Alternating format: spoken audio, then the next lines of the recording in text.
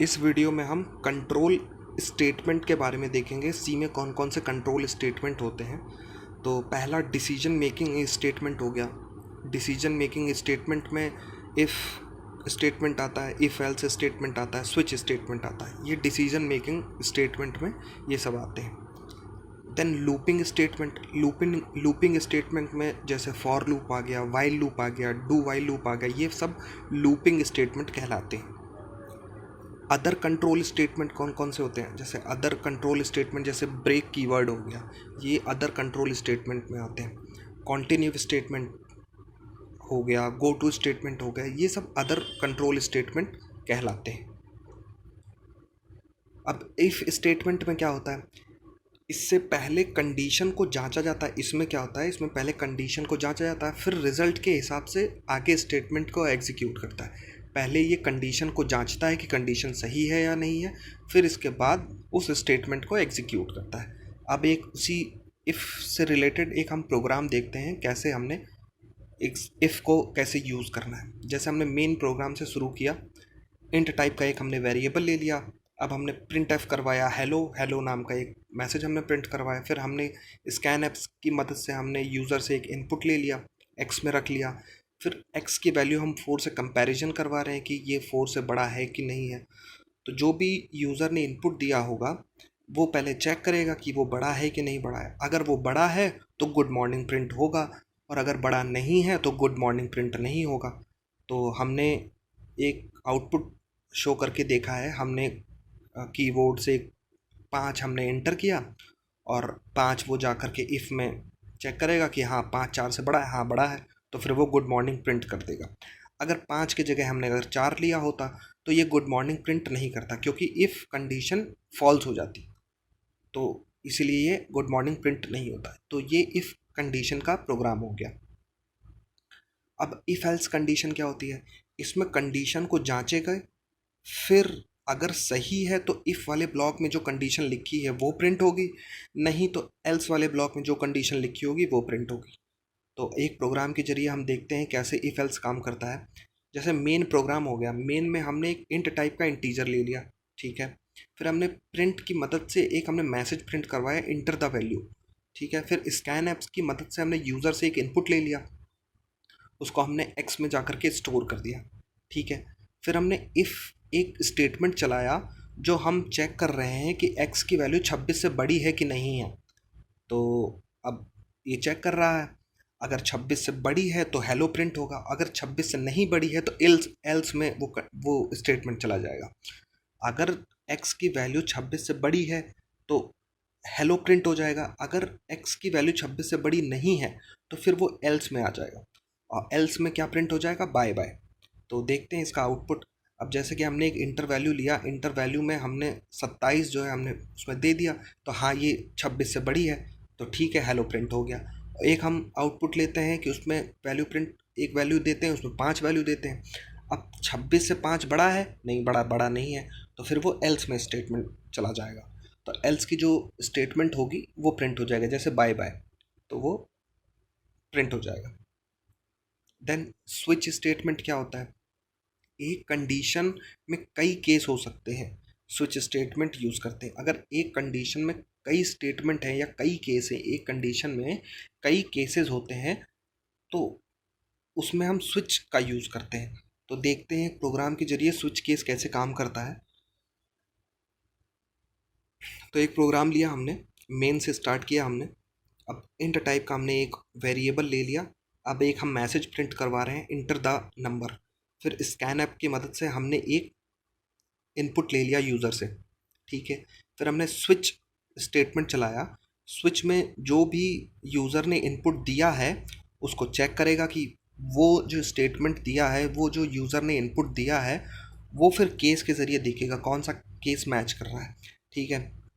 अब केस 1 में क्या है, केस 1 में प्रिंट हेलो वर्ल्ड, ये केस 1 है। फिर इसके बाद केस 2 में क्या है, ये प्रिंट बाय बाय, ये केस 2 में है। और अगर इन दोनों में से केस में कोई मैच नहीं होता है तो वो डिफ़ॉल्ट वैल्यू प्रिंट कर देता है।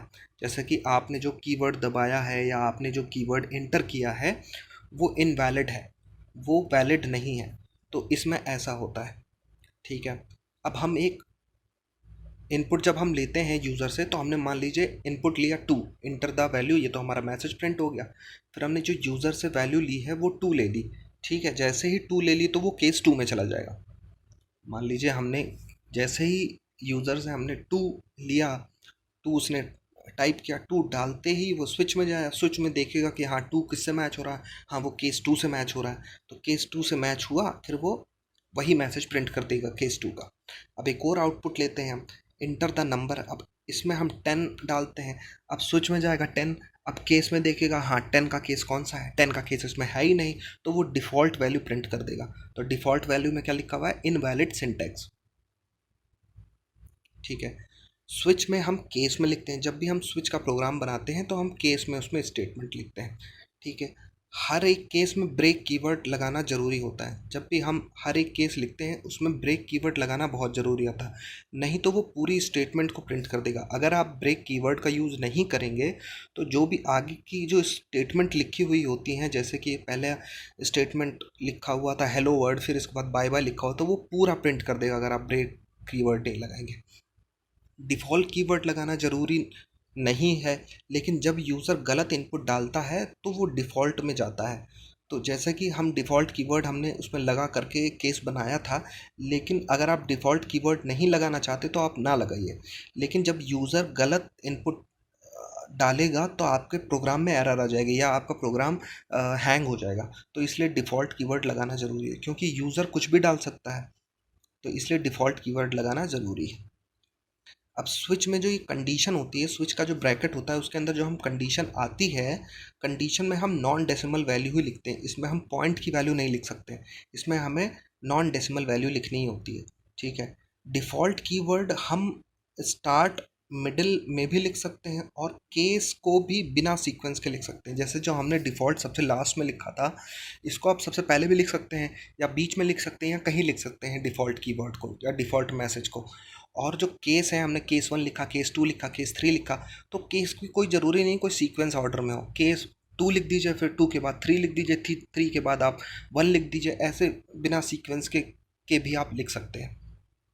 देन अब फॉर लूप के बारे में देखते हैं, फॉर लूप कैसे काम करता है। कुछ स्टेटमेंट को एक से अधिक बार एग्जीक्यूट करवाना हो तो हम फॉर लूप का यूज़ करते हैं। तो उसका एक प्रोग्राम देखते हैं कि एक से ज़्यादा स्टेटमेंट कहाँ हम एग्जीक्यूट करवाते हैं। तो एक प्रोग्राम देखते हैं, हम मेन से स्टार्ट करते हैं। अब मेन में हमने एक इंट टाइप की वैल्यू ले ली, फॉर लूप लगाया, फॉर लूप में हमने आई की वैल्यू डिफाइन कर दी कि 1 है, आई की वैल्यू हमने डिफाइन कर दी 1 है।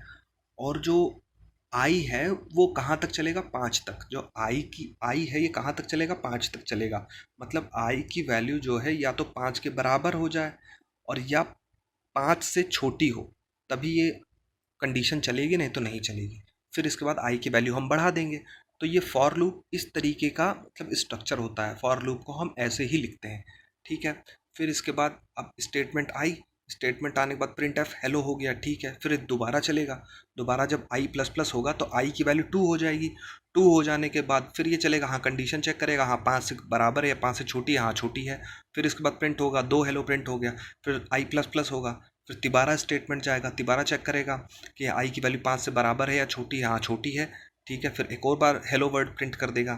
फिर इसके बाद आई की वैल्यू बढ़ेगी, फिर आई की वैल्यू 4 हो गई। आई की वैल्यू 4 हो जाने के बाद फिर चेक करेगा कि हाँ 5 से बड़ी है, हाँ 5 से छोटी है, हाँ 5 से छोटी है, ठीक है। फिर आई की वैल्यू फिर बढ़ जाएगा, फिर एक और हेलो वर्ड प्रिंट हो जाएगा। फिर आई की वैल्यू 5 हो गई। अब आई की वैल्यू 5 देखेगा कि हाँ आई 5 से छोटा है,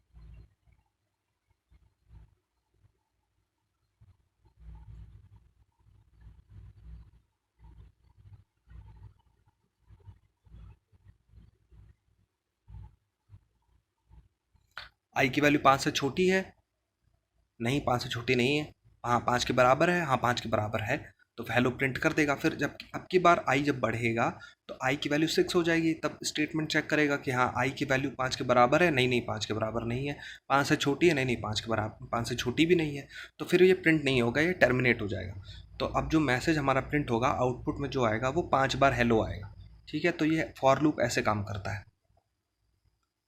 देन अब वाइल लूप के बारे में पढ़ते हैं।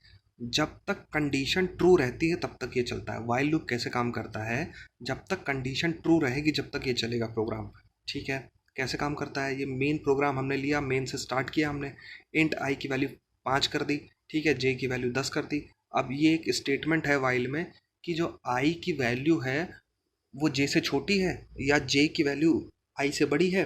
तो ये कंडीशन चेक करेगा कि हाँ भाई जे की वैल्यू आई से बड़ी है, ठीक है, तो ये प्रिंट हो जाएगा गुड मॉर्निंग, ठीक है। फिर इसके बाद आई की वैल्यू बढ़ेगी, आई की वैल्यू प्लस प्लस हो गई तो आई की वैल्यू 6 हो गई। फिर इसके बाद चेक करेगा कि हाँ आई की वैल्यू बड़ी है 10 से, नहीं नहीं बड़ी नहीं है, तो फिर स्टेटमेंट चलेगा प्रिंट एफ, फिर गुड मॉर्निंग प्रिंट हो जाएगा। फिर आई की वैल्यू 7 हो जाएगी, 7 के बाद फिर चेक होगा स्टेटमेंट कि हाँ आई की वैल्यू जैसे बड़ी है, नहीं नहीं बड़ी नहीं है, तो फिर स्टेटमेंट ये प्रिंट हो जाएगा गुड मॉर्निंग। फिर आई की वैल्यू 8 हो जाएगी, अब 8 चेक होगा कि हाँ आई की वैल्यू जैसे बड़ी है, नहीं नहीं बड़ी नहीं है, तो फिर इसके बाद गुड गुड मॉर्निंग प्रिंट हो जाएगा, ठीक है। तो जब तक ये स्टेटमेंट ट्रू नहीं हो जाती है या जब तक स्टेटमेंट ये ट्रू रहती है तब तक ये चलेगा, ठीक है। फिर प्रिंट हो गया गुड मॉर्निंग, फिर आई की वैल्यू 9 हो गई, तो हाँ जे की वैल्यू बड़ी है 9 से, हाँ ठीक है, कंडीशन ट्रू है, तो गुड मॉर्निंग फिर प्रिंट हो गया, ठीक है। फिर इसके बाद आई की वैल्यू 10 हो गई, फिर 10 आई की वैल्यू 10 होगी तो जे की वैल्यू भी 10 है, तो क्या जे की वैल्यू आई की वैल्यू से बड़ी है, नहीं नहीं बड़ी नहीं है, तो ये टर्मिनेट हो जाएगा। तो जैसे ही टर्मिनेट हुआ तो कितनी बार प्रिंट होगा, ये 5 बार प्रिंट हो जाएगा, ठीक है।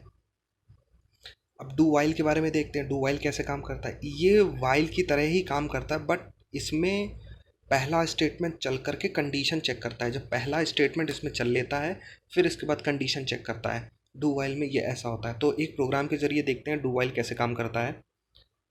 तो मेन प्रोग्राम से हमने चालू किया, इंट की वैल्यू हमने इंट टाइप का एक हमने वेरिएबल बनाया, उसमें हमने एक वैल्यू डाल दी, ठीक है। अब डू से स्टार्ट करेंगे, डू प्रिंट बाय, मतलब एक मैसेज प्रिंट करेगा बाय, फिर x की वैल्यू बढ़ा देगा, x की वैल्यू 2 हो गई। अब 2 चेक करेगा इसमें क्या 2 3 के बराबर है, नहीं नहीं बराबर नहीं है। क्या 3 बड़ा है 2 से, हाँ 3 बड़ा है, कंडीशन कंडीशन ट्रू हो गई। तो फिर ये फिर ऊपर जाएगा, फिर ऊपर से फिर मैसेज प्रिंट करेगा बाय, तो 2 बार बाय प्रिंट हो गया। फिर x की वैल्यू बढ़ाएगा, x की वैल्यू 3 हो गई। अब चेक करेगा कि x की वैल्यू 3 के बराबर है, हाँ 3 के बराबर है। क्या x की वैल्यू 3 से बड़ी है, नहीं नहीं 3 से बड़ी नहीं है, तो फिर कंडीशन फॉल्स हो गई, तो यहाँ से टर्मिनेट हो जाएगा। तो बाय कितनी बार प्रिंट हुआ, 3 बार प्रिंट हुआ। तो ऐसे ही ये डू वाइल काम करता है। देन अब डिफरेंस देखते हैं, वाइल एंड डू वाइल में क्या डिफरेंस है। वाइल में क्या होता है कि कंडीशन चेक होगी फिर चलेगा। वाइल में क्या होगा, पहले कंडीशन चेक होगी फिर इसके बाद चलेगा। लेकिन डू वाइल में क्या होता है, ये एक बार चल, पहले एक स्टेटमेंट चल जाएगा, पहले एक बार चल जाएगा, फिर इसके बाद कंडीशन चेक होती है, बाद में कंडीशन चेक होती है। पहले एक बार कोई मैसेज प्रिंट हो जाएगा फिर बाद में कंडीशन चेक होती है, तो इसकी ये खासियत है। देन अदर कंट्रोल स्टेटमेंट कौन कौन से थे, जैसे ब्रेक हो गया, कंटिन्यू हो गया, गो टू होगा, ये अदर कंट्रोल स्टेटमेंट कहलाते हैं। तो लूप और स्विच से बाहर आने के लिए ये के लिए किया जाता है ब्रेक।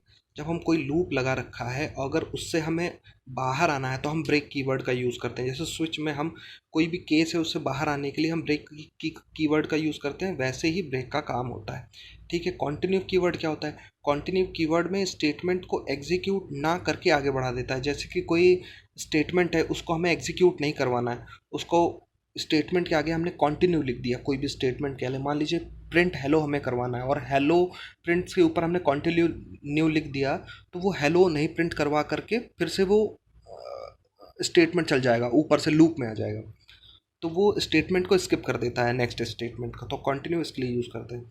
अब गो टू स्टेटमेंट किस लिए यूज़ करते हैं, गो टू स्टेटमेंट में हम प्रोग्राम को किसी कंडीशन के बिना ही कंट्रोल को दूसरे स्थान पर ट्रांसफ़र कर सकते। गो टू में क्या होता है कि हमें कंडीशन लगाने की ज़रूरत नहीं होती है कि ये इससे बड़ा है कि ये इससे छोटा है, ये कंडीशन लगाने की ज़रूरत नहीं होती है इसमें।